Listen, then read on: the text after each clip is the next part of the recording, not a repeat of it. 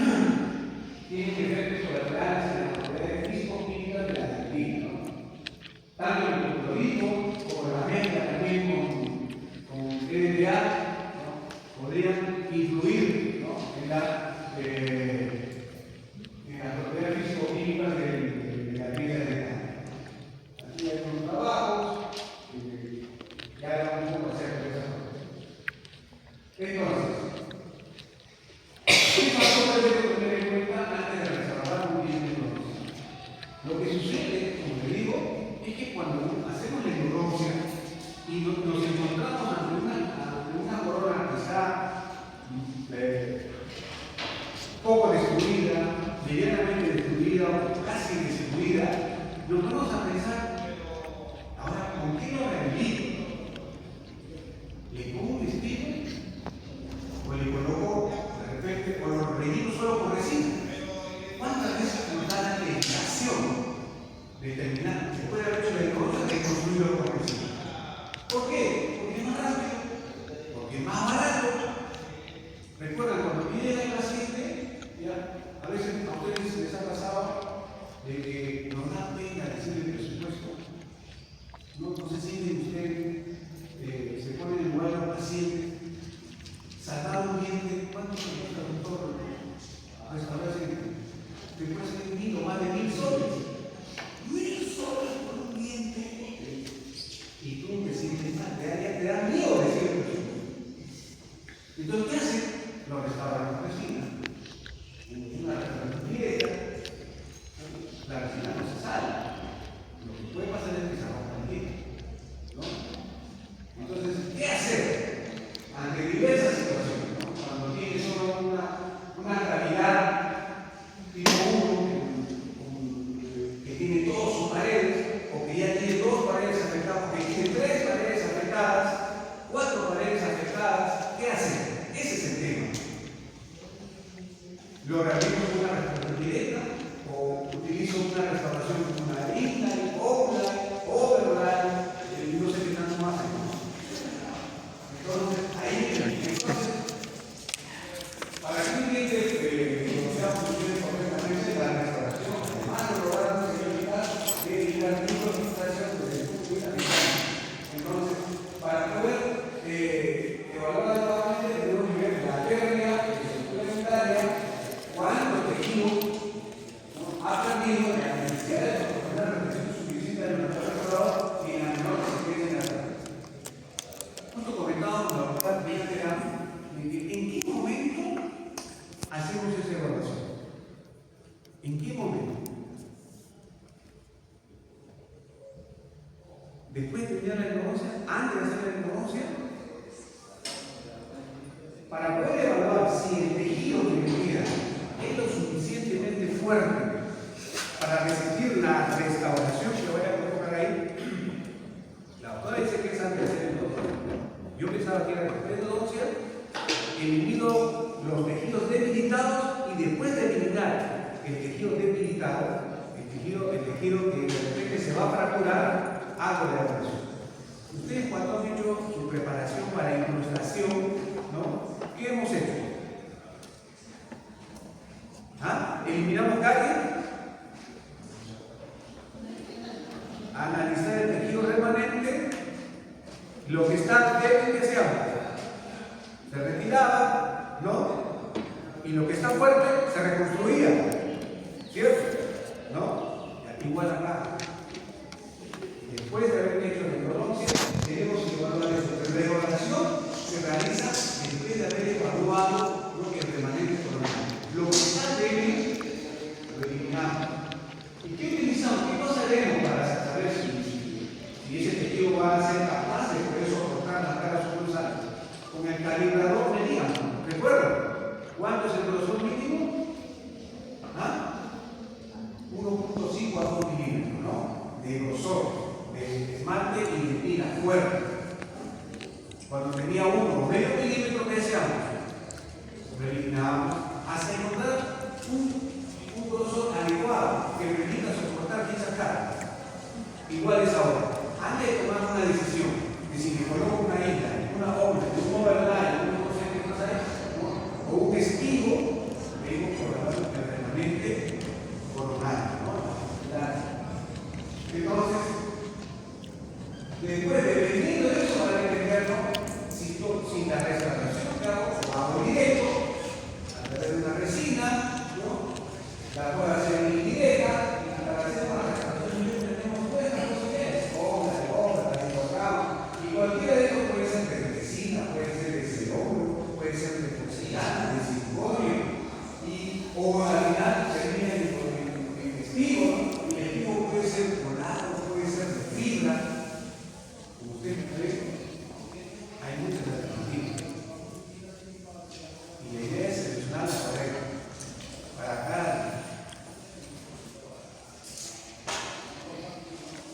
Entonces, ¿qué factores debemos tener en cuenta antes de restaurar un cliente de condición? Categorizar el riesgo existente después de una introducción, ¿no? El número de paredes resonantes. ¿Cuántas paredes no quedan? Y la medida que más paredes tengan, esa pieza unitaria, la restauración que le vamos a colocar ahí va a ser la restauración más procedente. Por ejemplo, si tiene las 4 paredes, ustedes creen que le voy a colocar un vestido. No es necesario. Antes, muchos años atrás, se creía que el vestido reforzaba el bien. Pero actualmente eso no es así. El vestido no refuerza, ¿no?, al bien. Al contrario, una mala realización. ¿Cuántas veces ha pasado tiempo con una radiografía y encontramos que el vestido, en vez de ayudar a alguien, ha perforado el conducto radicular? Con una mala desobturación. Yo hasta ahora, cada vez que voy a desobturar, tiempo. Me da mucho miedo. Me da mucho miedo cuando voy a desobturar. Y ese miedo que tienen que tener para que se concentren cuando van a hacer una desobturación. Hace unos años atrás, una anécdota en quinto año. Se supone que los chicos en quinto año ya tienen cierta destreza. Se dan de la pandemia. No hay ninguna justificación de que no disciplina, no. Quinto año. Una alumna se acerca y me dice: doctor, voy a desobturar. A ver, tu radiografía está muy bien. ¿Cuánto pones tu trabajo? ¿Cuánto vas a desobturar? Ya listo. No te desobturas, ¿qué tipo de año? No me entiendes, no me dice a mí. Le agarra la chica bien, una cara de pánico. El diente era la 1-1.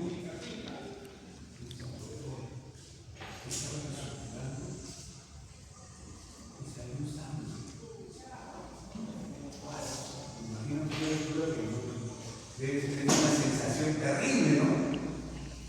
Que hace la desobturación y sale sangre.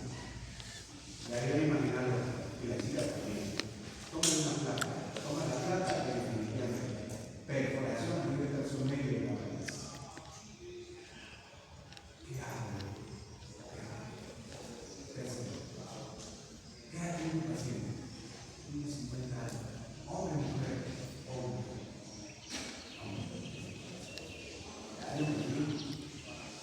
Mi marinito, todo acá. A ver, permíteme, vamos a evaluar. Si yo ese tiene un proceso infeccioso muy severo, y no puede infectarlo. Tiene que ser que yo tengo que sacarlo. Sácalo. El alma me volvió a el alma. Imagínate. Perforado totalmente en el tercer medio. Sí, alumno de quinto año. Y eso no puede pasar. Entonces, cada vez que vaya a presentar, hay que concentrarse muy bien y seguir el protocolo. ¿Ya? Como vamos a ver. El número de paredes es la ubicación de esas paredes. También es importante la ubicación de esas paredes. ¿Ya? ¿Dónde están? Están hacia el vestibular, hacia el latino, hacia el facial, hacia el estal. La idea es encontrar remanente coronario, sobre todo hacia el vestibular y hacia el latino. Nos permite un mejor soporte, una mejor incidencia. Cuando las paredes son hacia el vestibular. La oclusión, la diferencia importante y el valor de la oclusión. Un paciente proxómato, ¿no? Evidentemente su pronóstico no es el mejor. Un paciente, por ejemplo, que no tiene protección, oclusión mutuamente protegida. Recuerden que no es oclusión mutuamente protegida. Los anteriores protegen a los posteriores y los posteriores protegen a los anteriores. Supongamos que ese paciente no tiene piezas posteriores. Usted le va a provocar una restauración del sector anterior. Esos dientes están soportando gran cantidad de carga, porque no tienen la protección posible. Entonces, esas cosas hay que evaluarlas antes de establecer una anatomía.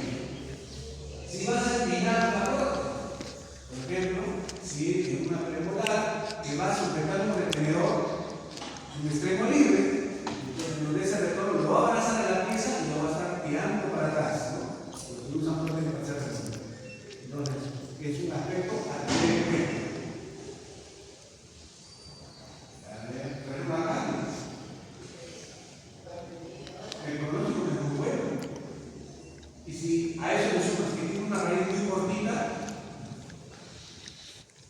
y ahora va a someter un ceremonia, va a someter una prótesis, el pronóstico también. Entonces, aquí hay una tabla, les voy a tomar foto, porque encontré un trabajo que se trataba de hacer un resumen, ¿no?, acerca del pronóstico de las diversas posibilidades que podemos encontrar. Acá dice, si tiene sus 4 paredes y solo una cavidad de acceso venosa, la vida es nulo. Yo no sé si está asociado así, me ha pasado.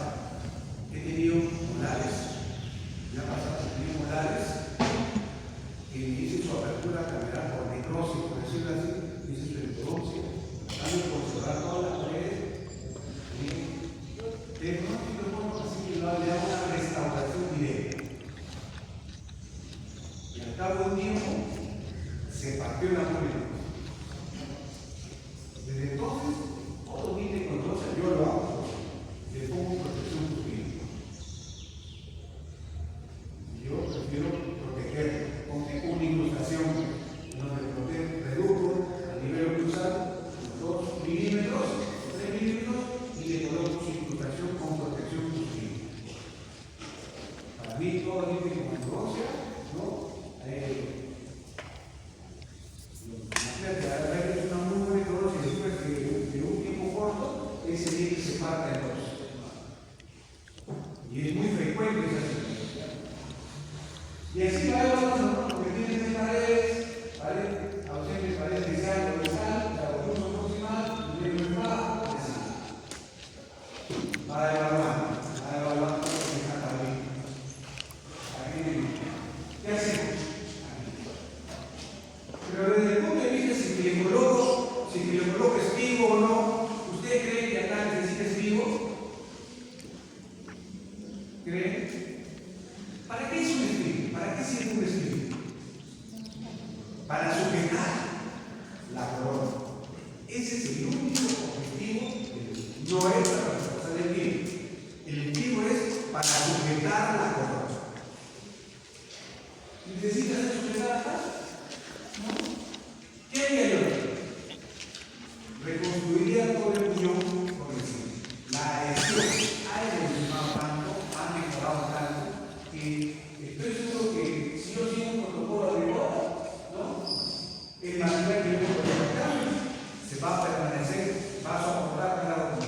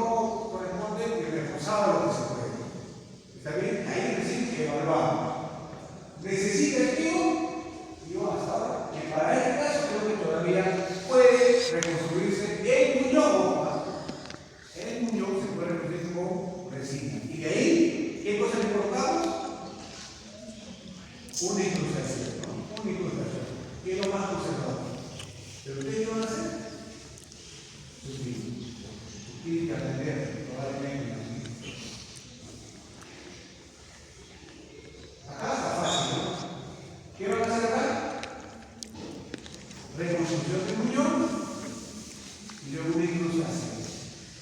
Miren, la tentación está. Le digo la tentación cuando nosotros estamos en el consultorio, viene el paciente, colocarle una incrustación ahí, aumenta el presupuesto. Porque ¿cómo viene el paciente? El paciente dice, doctor, me está dando una muela. ¿Cuánto está la curación? Es lo que siempre le digo. Y lo peor que podemos hacer es darle un precio. Lo que anda, cámbiale ese precio. Olvídate. Doctor, me está dando una muela. ¿Cuánto está la curación?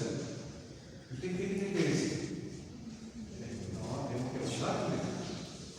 Y si me está doliendo, probablemente ya no es curación. Ya es endodoncia. Y si es endodoncia, probablemente después de la endodoncia tiene que ser, en el mejor de los casos, una incrustación. Y en el peor, superar. Entonces ya el presupuesto, por eso nunca digan precio, no por teléfono, ni de la puerta, tiene que ser evaluado, limpio y verdaderamente. ¿Sí? Para poder establecer un precio. Entonces, fíjense, no todos los dientes requieren espíritu. Va a depender de la cantidad de remanente coronario que tengamos. Se ve que eso queda claro para todos, ¿no? Va a depender de la cantidad de remanente coronario que tengamos. Pero, ¿qué pasa con aquellos dientes que ya no tienen paredes? No tienen ni una sola pared. ¿Qué sucede? Y ahí ya pues no tenemos que pensar mucho. Si yo le coloco a una incrustación, si yo le coloco a una corona, eso se va a caer, ¿no? Se va a caer. Entonces necesito darle un anclaje. Y eso se hace a través del conducto. Algo puedo poner en el conducto para que me sirva de anclaje de un puñón que sujete a la futura restauración que seguramente va a ser una corona. ¿Está bien? Entonces, en casos como estos no hay que pensar mucho. No hay que pensar mucho. Esto definitivamente va a ser necesario un espigo y una corona para su rehabilitación.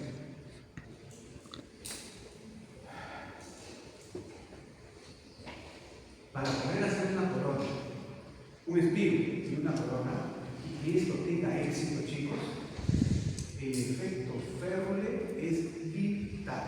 Conseguir el efecto Férule es vital. ¿Qué cosa es el efecto Férule? También conocido como efecto abrazadera o el efecto Sucho. ¿Sí también le dicen ya? Efecto Sucho, efecto abrazadera. Pero en la literatura la voy a encontrar como efecto Férule.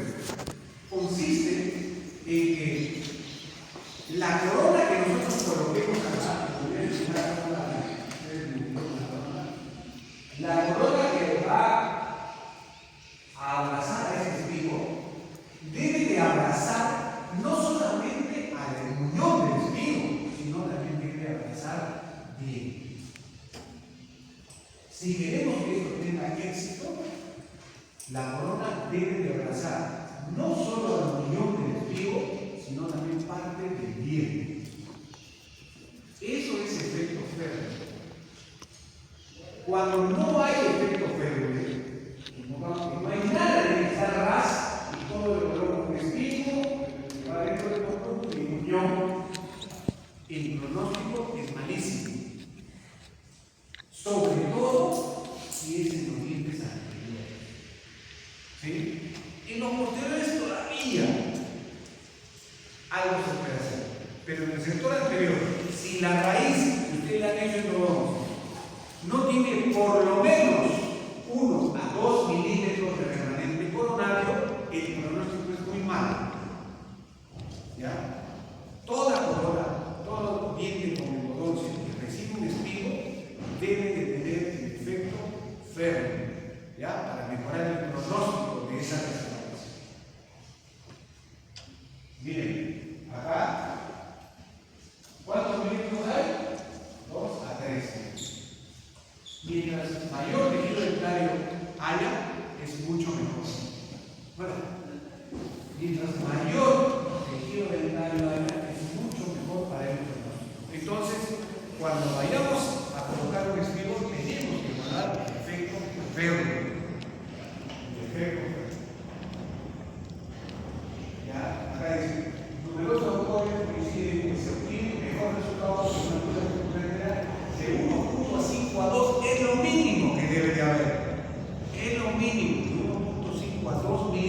¿ya? Es lo mínimo que debe de haber. ¿Qué cosa debe de haber? Estructura coronal. ¿Sabes cuánto? 1.5 a 2 milímetros. Miren que le estoy dando la respuesta. Ahora digo nada más. Eso es en cuanto a altura. En cuanto a anchura del remanente coronal también es importante. ¿Qué dice? De que también el ancho del remanente coronario que se ve acá también debe tener un ancho aceptable, más o menos de 2 milímetros. Y si quisiéramos hacer una analogía, esto es una conclusión mía muy particular, la altura del remanente coronario es importante para los dientes anteriores. Bien, la altura, mientras más alto es el remanente coronario que tengamos, el éxito para los dientes anteriores es mejor. Pero en el sector posterior es muy importante el ancho.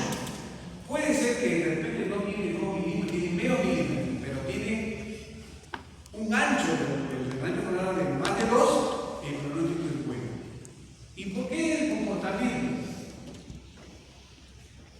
Lo vamos a ver ahora, ¿no? Cuando veamos el tipo de fuerzas que soportan los dientes anteriores y los dientes posteriores. Entonces, acuérdense, altura es a dientes anteriores, anchura es a dientes posteriores. ¿Ya?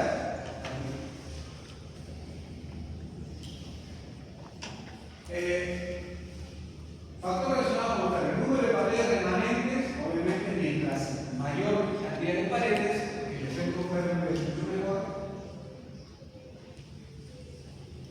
Por ejemplo, acá, para una pieza posterior, ¿este ancho está bien? Sí, tiene un buen grosor. Este dientecito que empieza a ser rescatado, miren, este diente fuerte, ¿no? Este filo de cuchillo en punta, seguramente se puede eliminar eso. ¿Cuánto me queda? Depende de nada de diente, ¿no? Nada de diente. ¿Me va a quedar el pronóstico de juego? No, porque la altura es mínima y es un diente anterior.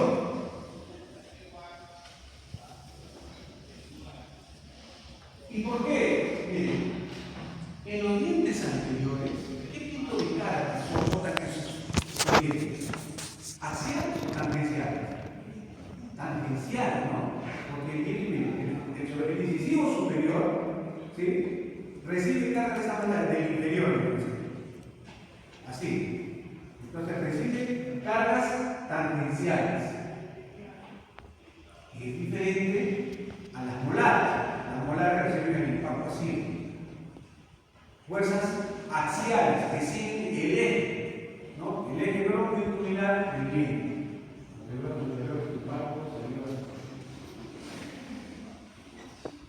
Miren, en las piezas posteriores, las fuerzas axiales en la unificación siguen el eje de la pieza.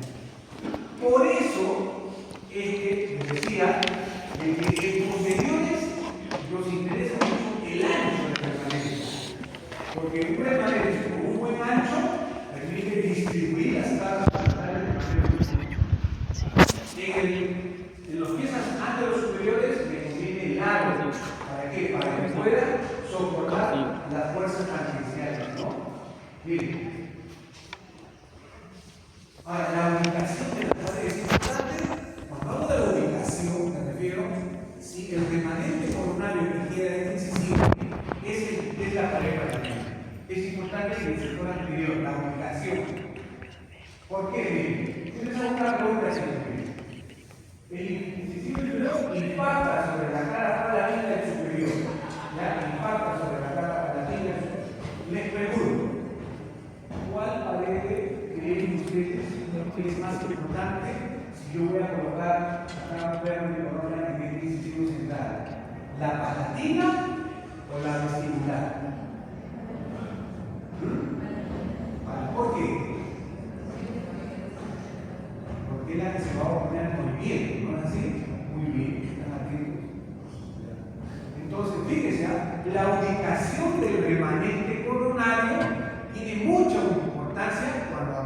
de dientes anterosuperiores por el tipo de fuerza que recibe. El incisivo superior con el incisivo inferior impacta la pared palatina y la que se opone a esa fuerza, ¿cierto? No es la pared vestibular. Entonces nos conviene que haya un buen remanente coronario en palatina. ¿Está bien? ¿Sí? Sí. ¿Está bien? En caso, imagínense, no tiene pared palatina, tiene una buena pared vestibular. La pared vestibular se opone a ese movimiento, no te va a poner ese movimiento, ¿no? Entonces, por eso la ubicación de la pared es importante en los dientes anterosuperiores. En el inferior, ¿cuál es la pared más importante? La vestibular, ¿no? La vestibular, porque la fuerza va hacia el área, impacta que la vestibular hacia el igual. Entonces, la pared más importante sería la vestibular, ¿correcto? Así funciona la biomecánica de la función. En cambio, en las posteriores, si el paciente tiene una posición adecuada, en la cual las cúspides impactan entre ellas en cúspide fosa, esas cargas van a ser distribuidas a lo largo del eje axial. Entonces, ahí, ¿qué cosa nos interesa más? El ancho. El ancho de la pared. Estoy hablando del remanente coronario, que se ubica, ¿verdad? Estoy hablando del remanente coronario. Ese remanente coronario debe tener una cierta dimensión, ¿correcto? Tanto en ancho como en altura y además en ubicación, ¿verdad? O sea, no es solamente hablar efecto de 2 milímetros, no. Tiene que ver las paredes, ¿no? Que forman parte de ese efecto férreo. Ahora, ¿qué pasa con los dientes que no tienen nada? Que están al ras? Y eso lo van a ver muchísimo. Y la tentación de querer salvar esos dientes está presente, está latente. Porque el paciente está diciendo, no quiero sacarme el diente, sálvelo, por favor, usted miedo. Y tú eres la casa, ahora voy a ganar. Y después fracasar. Vas a pasar una encuesta, ¿no? ¿Sí? Mejor va a ser una vez que te mando por el rey, los chicos van a salir volando. Su compañera, ¿ya? La Martina con ustedes, va a pasar una encuesta por ahora. ¿Sí? La posibilidad de rescatar esa raíz, a pesar de que no hay remanente coronario, o sea, no hay efecto férreo. ¿Ah? Alargamiento de corona. Carita feliz para ti. Esa es una posibilidad. Otra posibilidad.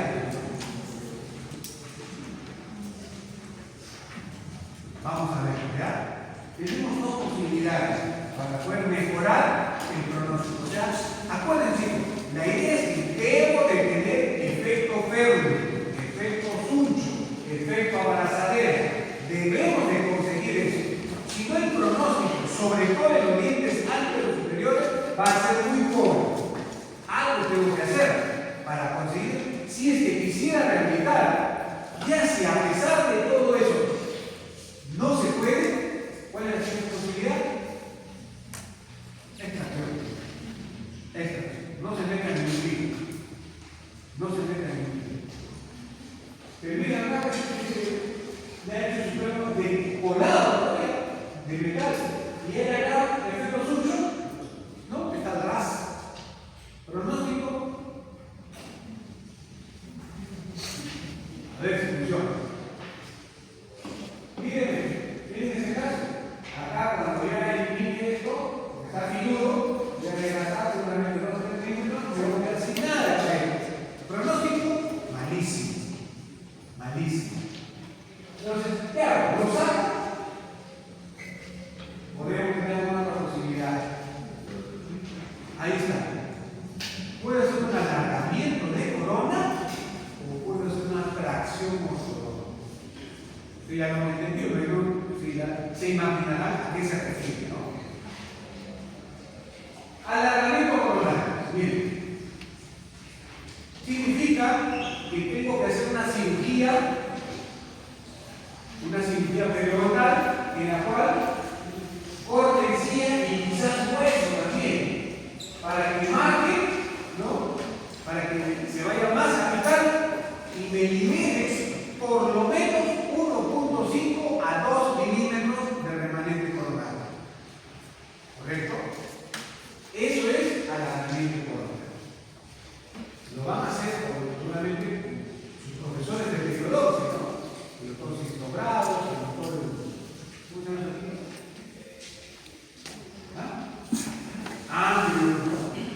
¿no? Van a trabajar con ellos, van a hacer un alargamiento de coronal.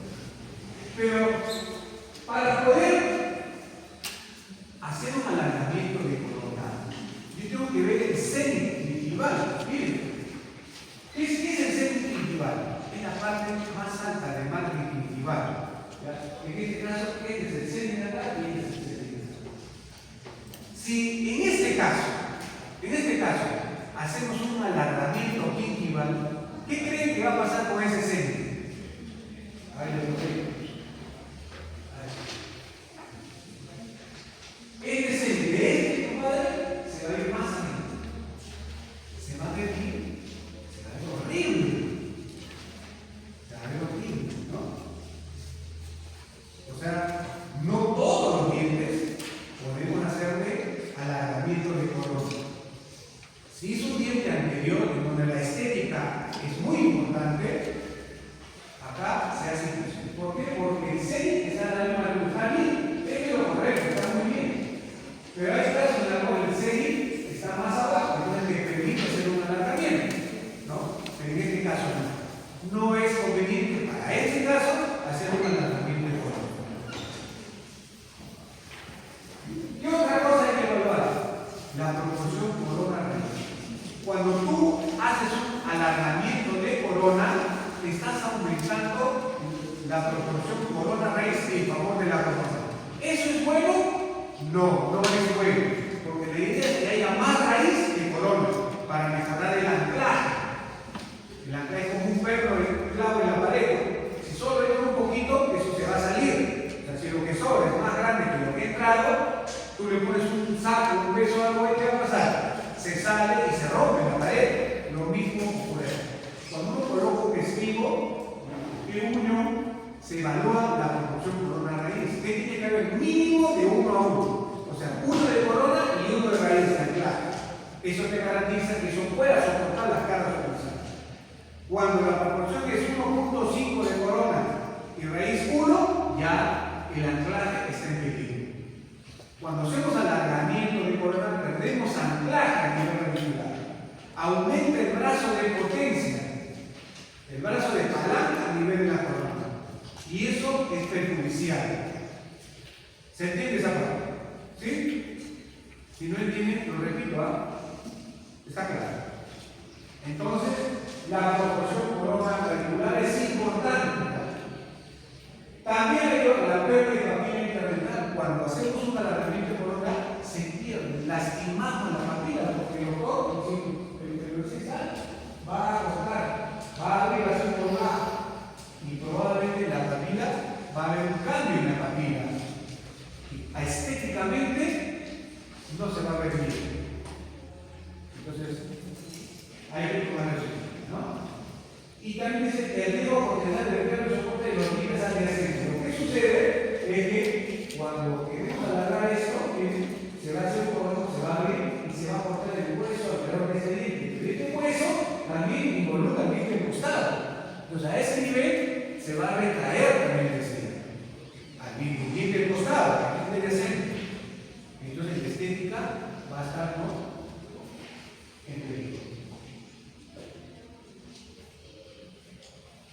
Ahora miren este acá. Miren, acá el cenit está por debajo con respecto al adyacente, ¿no? Aquí sí, ¿no? Acá sí podemos hacer una adyacente y el cenit poner una área de aquí, hacer un alargamiento. Este es otro caso, ¿no? Diferente a la diferencia. En cambio, cuando es en el sector posterior, ahí no hay problema de estética, se puede hacer, ¿no?, un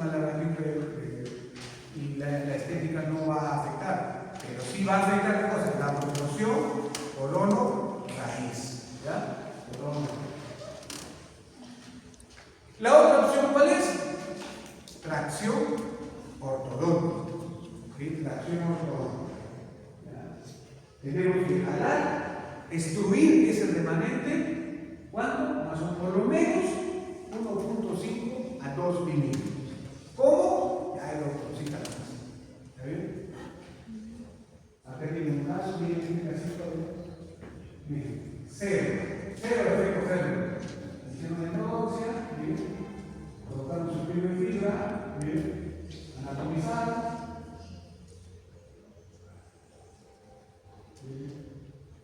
Y después le hizo un huevo, no sé por qué. Ahí lo hizo, no sé algo, ¿no? Creo que no quería ponerse, me imagino, rato de pata, por la chica.